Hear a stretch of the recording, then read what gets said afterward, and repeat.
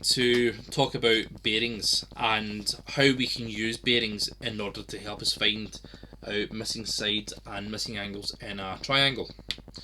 So bearings are the real life way that ships and sailors measure how far they are across the oceans in relation to the angle that the ship makes with the North Pole. The North Pole in the north and the South Pole in the south.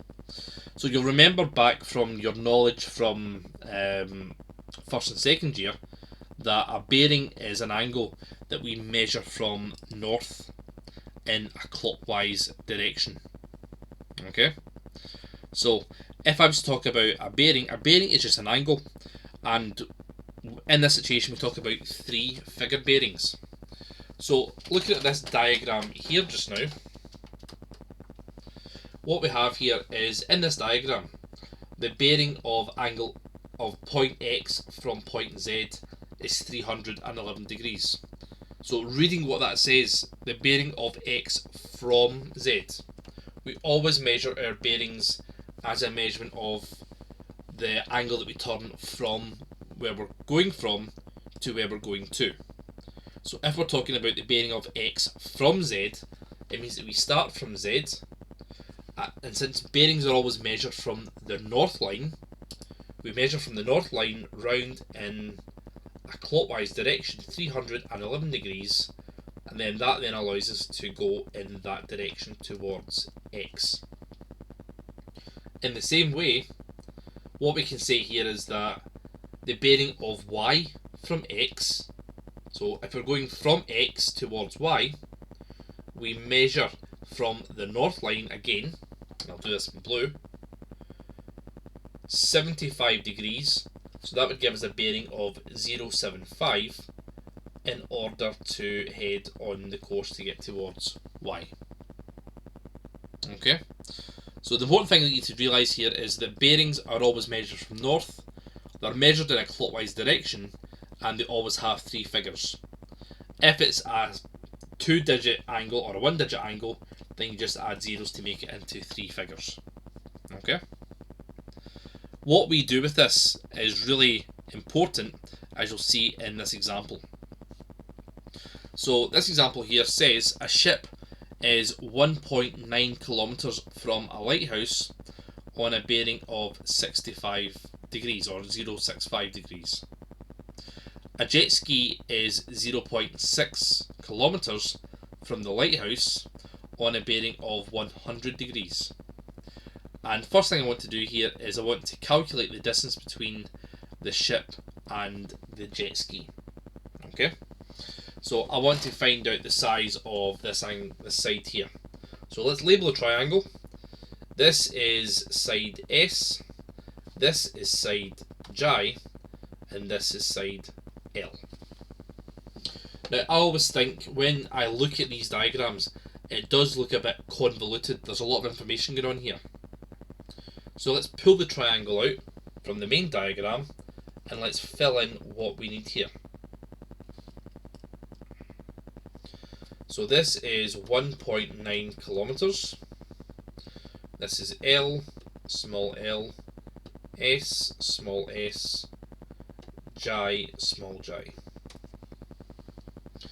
So if this side here is 0.6 kilometers, this angle I can work out, because if the full bearing is 100 degrees to get from here to here, and this bearing is 065 degrees to get from here to here, we can work out the bit that's missing that I'm highlighting in red, because it's just going to be 100, take away 65, which will give me 35 degrees. So I can fill this in here to be 35 degrees. That then allows me to find the distance that I've labelled L. Okay, so let's have a look and see what we'd use for that. So remember what we said, we always think about the sine rule unless it fits in these two situations. So the first situation would be you're looking for a triangle where you have a side, and an included angle, or a triangle where you just know all three sides. we've got the situation where we have side, side, and included angle. So it's going to be the cosine rule that we use here. So the cosine rule, we'll write it out, says that a squared is equal to b squared plus c squared minus 2bc cos a. Remember, I'm using that form of the cosine rule because I want to find a side and not an angle. So let's rewrite it in terms of the letters we have. So if I'm working out side L, it'll be L squared, and I'll finish off with cos L. So then I put the other two letters in, so that'll be S squared plus j squared minus 2sj cos L. So that'll give me L squared is equal to 0.6 squared plus 1.9 squared minus 2 times 0.6 times 1.9 times the cosine of 35. So just plug that into the calculator. 0.6 squared plus 1.9 squared minus 2 times 0.6 times 1.9 times cos 35.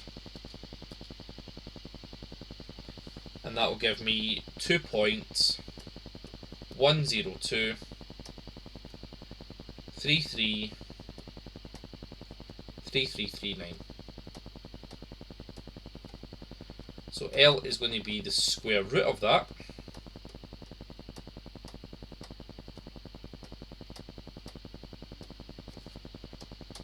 So L is going to be 1.4. And it's kilometres to one decimal place. Okay? So finish off, answer the question, so we can say that the distance between the ship and jet ski is equal to 1.4 kilometres. And remember, make sure that your number fits in with the situation. One side's 1.9, the other side's 0.6, so yeah, it does make sense that the last side is about 1.4 kilometres. Part B of this question now gets us to calculate the bearing of the jet ski from the ship. So this question is asking us to find the angle that you would turn through to get from the ship to the jet ski. So it's asking us to find the size of this angle here. Now, what we're going to have to do is be quite clever with our angles here. This question is really getting us to look at the two north lines. Now, again, thinking back to first and second year angle work, you'll remember that we can use things like F angles or Z angles, situations that have parallel lines that will allow us to find similar angles.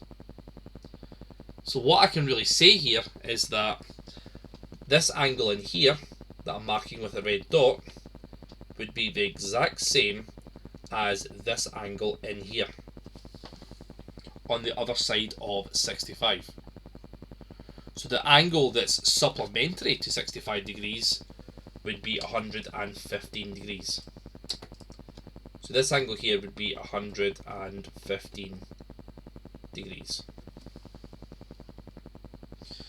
Now, to allow us to work out the angle that's on the outside, what I'm going to have to first do is find out the size of the angle on the inside here. I need to find out this angle here.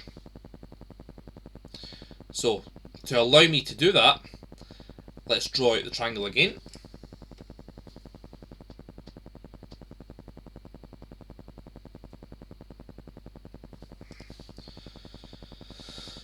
Okay, so we have 1.9 kilometres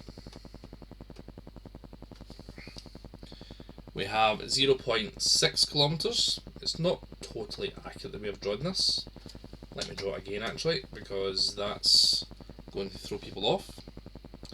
So, let's have a look. We have this situation here. So this is 1.9 kilometres.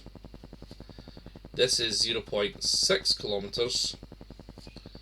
Now we worked out this side here in part A was 1.4 kilometres. And we know that the angle inside here is 35 degrees. And I want to work out the size of this angle here. Now, I can really use either the sine rule or the cosine rule here. Both will give me the same answer within a certain degree of error. Okay? So, pick your own way that you would suit best. I think I would probably just use the sine rule, because it seems to be an easier one to work with, because we have a side and an opposite angle. So let's label our triangle. So this is S, this is L, and this is J. So that means that this is going to be side S, this will be side L, this will be side J. So, from your formula sheet, we'll say that A over sine A is equal to B over sine B is equal to C over sine C. Change it for S, L and J, so it'll be L over sine L is equal to S over sine S is equal to J over sine J. And tick off what we know. Well, we know side J, we know side L, we know side S, we also know angle L, and I want to work out angle S. So we can forget about the last fraction there. So we're really just dealing with L over sine L is equal to S over sine S. Okay, so that will give me 1.4 over sine 35 is equal to 0.6 I should say over sine S. Now because we're working out an angle, let's flip that upside down.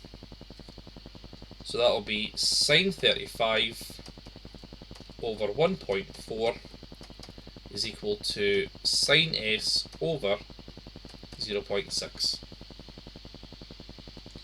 Cross multiply, so I get sine S times 1.4 is equal to sine 35 times 0.6. So sine S is equal to sine 35 times 0.6 divided by 1.4. So sine 35 times 0.6 divided by 1.4, and that will give me sine S is equal to 0.245818477. So S will be sine to the minus 1 of that,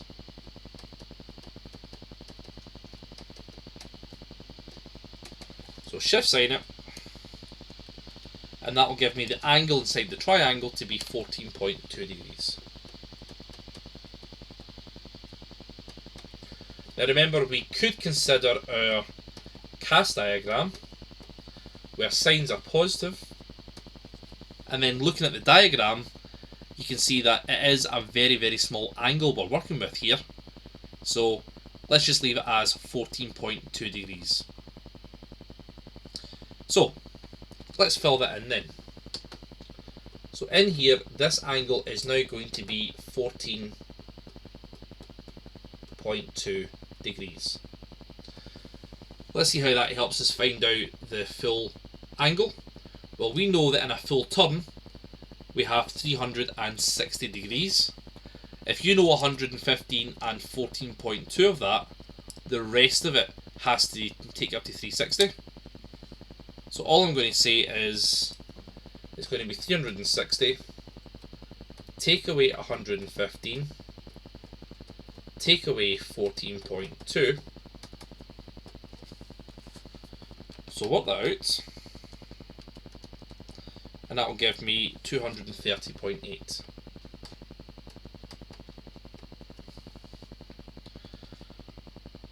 So the question's saying calculate the bearing of the jet ski from the ship. So bearings are usually just given in terms of three figures. So I would say bearing is 231 degrees, because that's the bearing that we're taking to go from the ship, because it says from the ship to the jet ski. Okay, and that's us using bearings to help us find out missing sides and angles in a triangle.